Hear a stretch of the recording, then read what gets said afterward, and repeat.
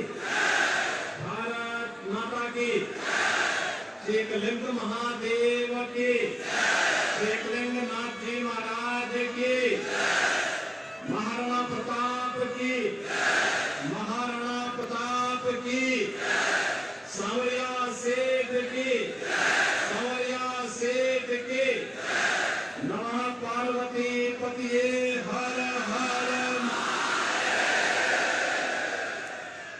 Bharatiya Janata party के जिला के अध्यक्ष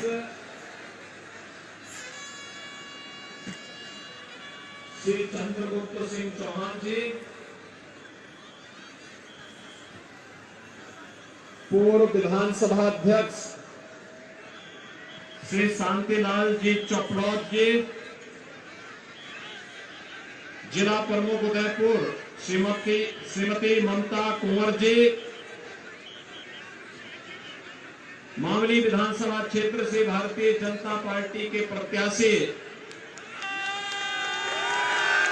श्री कृष्ण गोपाल पालीवाल जी, बल्लभगढ़ से प्रत्याशी श्री उदयलाल दागी जी,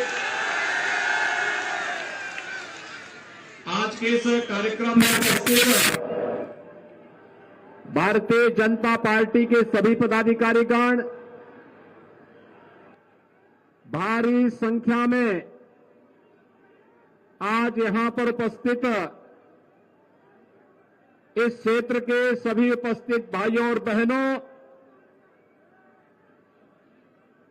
देश के अंदर अपने शौर्य और पराक्रम के लिए भक्ति के माध्यम से भारत की जनता के मन में शक्ति का संचार करने वाली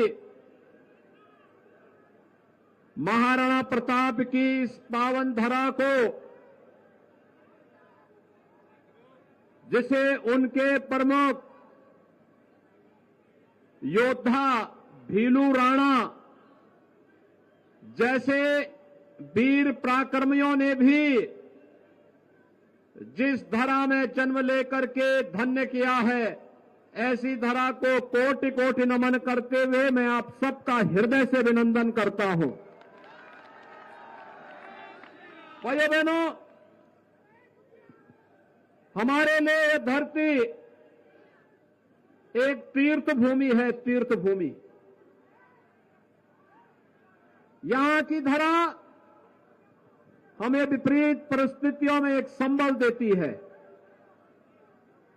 चुनौतियों से जूझने की एक नई प्रेरणा देती है, विपरीत परिस्थितियों में कार्य करने के लिए एक ताकत देती है। और जब भी स्वदेश और स्वधर्म पर कोई खतरा आता हुआ दिखाई देता है, हम सबके सामने उस समय मेवाड़ की धरती एक उदाहरण के रूप में होती है, महाराणा प्रताप के रूप में, महाराणा सांगा के रूप में, महाराणा तुम्बा के रूप में। और उस समय हम सबके ऊपर आशीर्वाद होता है यहां के प्रभु श्री एकलिंग नाथ जी महाराज की, जिनकी कृपा से विपरीत परिस्थितियों का सामना करते हुए महाराणा प्रताप ने मध्यकाल में विदेशी हुकूमतों की चूल्हे हिलाने का काम किया था और स्वदेश और स्वधर्म की रक्षा की थी। भाइयों बहनों, इस पावन धरा को बार बार नमन करने की इच्छा होती है और इसीलिए आज मैं आपके पास आया हूं, आप सबसे अपील करने के लिए। पूरा देश बदल रहा है, पूरे देश में आज भारत के अंदर एक नई बहार आई है, दुनिया के अंदर भारत का सम्मान बढ़ रहा है, भारत के बारे में दुनिया की धारणाएं बदल रही हैं। प्रधानमंत्री मोदी जी दुनिया के अंदर जहां कहीं जाते हैं,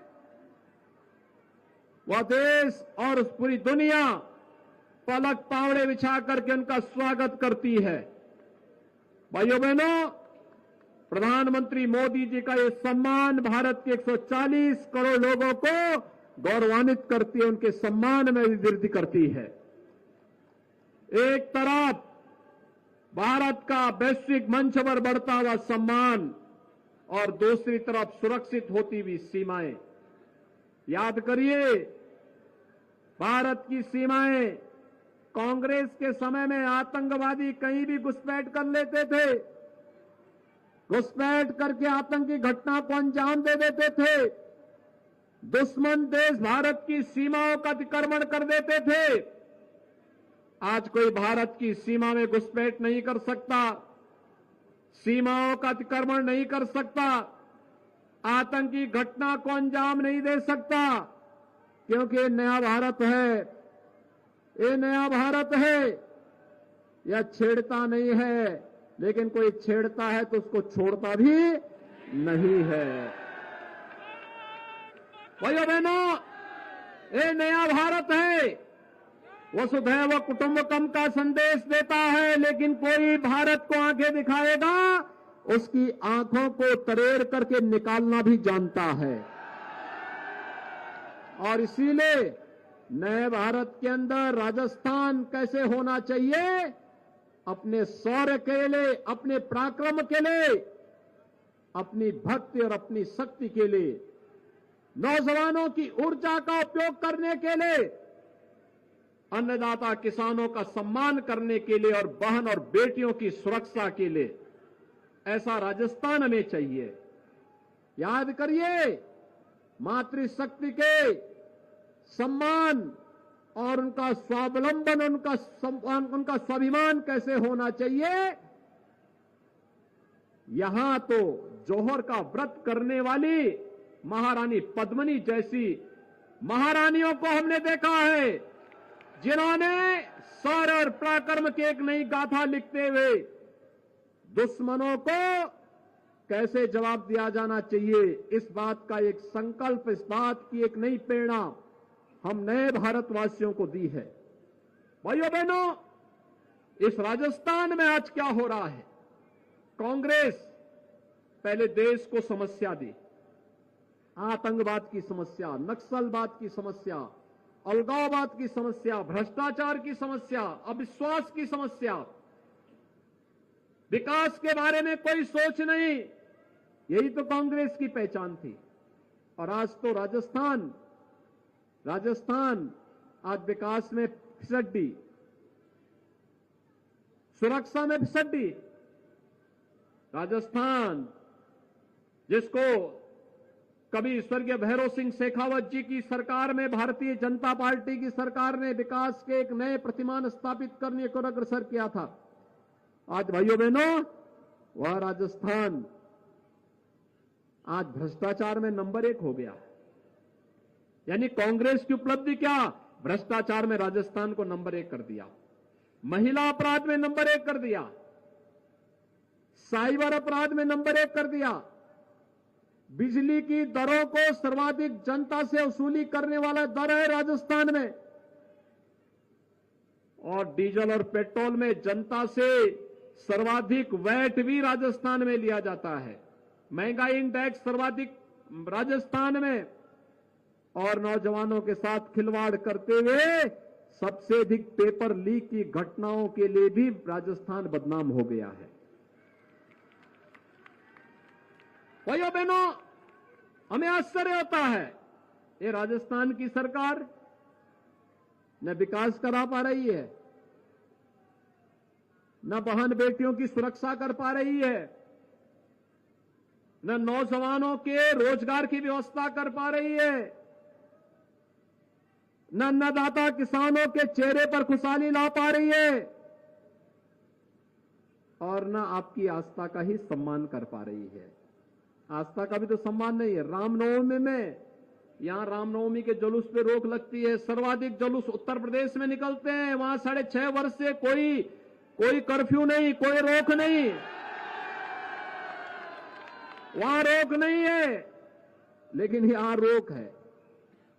हर पर्व और त्योहार आते हैं हिंदुओं के, राजस्थान सरकार उन पर्व और त्योहारों को शांतिपूर्ण ढंग से मनाने में योगदान दे, इसके लिए नहीं, वह उन पर रोक लगाने के लिए ही अपने आप को इसी में उसको सहूलियत नजर आती है। भाइयों बहनों, जो आपकी आस्था का सम्मान न कर सकता हो, आपका विकास न कर सकता हो, ऐसी सरकार का फायदा क्या? और भाइयों बहनों, मोदी जी ने तो 9 साल में विकास के बड़े बड़े कार्य किए। एयरपोर्ट, हवाई चप्पल पहनने वाला भी हवाई जहाज की यात्रा कर सकता है आज, इतनी फ्लाइट चालू कर दी। हाईवे, अच्छे अच्छे हाईवे बन रहे हैं, पूरे देश को जोड़ने के लिए हाईवे बन रहे हैं। Railway, IIT, IIM, AIIMS, 1 district 1 medical college, हर घर नल की योजना, और गरीबों के लिए 12 करोड़ गरीबों के घर में शौचालय बन गए, 4 करोड़ गरीबों के लिए आवास बन गए, 12 करोड़ अन्नदाता किसानों को 6,000 रुपए सालाना प्रधानमंत्री किसान सम्मान निधि का लाभ मिल रहा है। देश के अंदर 50 करोड़ गरीबों को, भाइयों बहनों, आयुष्मान भारत में 5 लाख रुपए सालाना स्वास्थ्य बीमा का कवर मिल रहा है। आप देख सकते हैं 4 करोड़ गरीबों के घर में बिजली जल गई है, जो कभी नहीं जल पाई थी, मोदी जी ने जलवा दी। और 9 करोड़ 60 लाख गरीबों के घर में प्रधानमंत्री उज्ज्वला योजना का रसोई गैस का सिलेंडर भी पहुंच गया है। भाइयों बहनों, गरीबों के कल्याण के लिए कार्य कैसे होना चाहिए, यह देखना है। मोदी जी ने 9 वर्ष के अंदर सैकड़ों ऐसी योजनाओं को चालू करके, चाहे वह कोरोना जैसी महामारी के दौरान फ्री में टेस्ट, फ्री में उपचार, फ्री में वैक्सीन और फ्री में राशन की सुविधा भी गरीबों के लिए।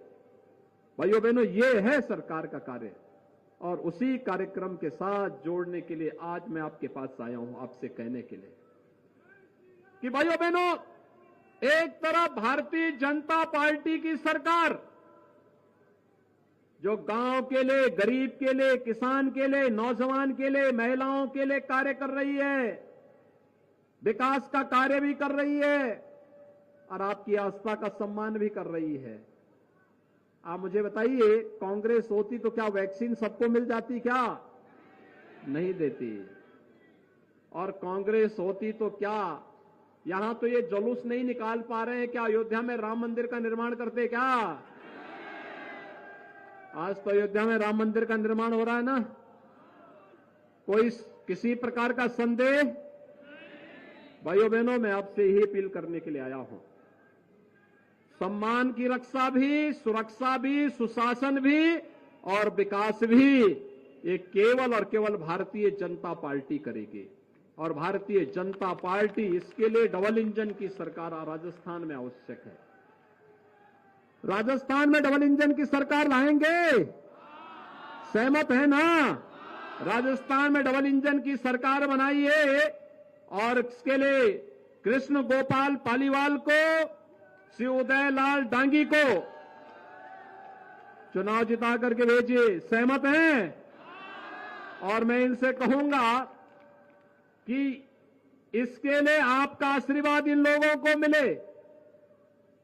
आपका आशीर्वाद कमल चुनाव चिन्ह पर इन दोनों प्रत्याशियों को प्राप्त हो, यह आवश्यक है एक। और दूसरा, मैं इनसे कहूंगा, अयोध्या में 22 जनवरी 24 को प्रधानमंत्री मोदी जी राम मंदिर में भगवान राम को विराजमान करेंगे। कितने लोग हैं जो अयोध्या जाने के इच्छुक हैं? पूरा मेवाड़ ही उतरना चाहता है अयोध्या। आप सबका अभिनंदन है।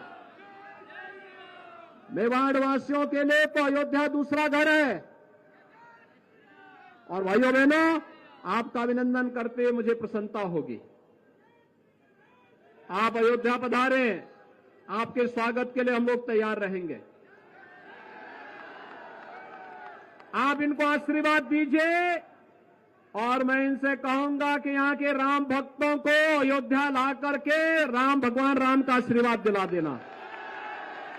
सभी सहमत हैं? तो मेरे साथ बोलेंगे भारत माता की, भारत माता की, भारत माता की जय श्री राम, जय जय श्री राम।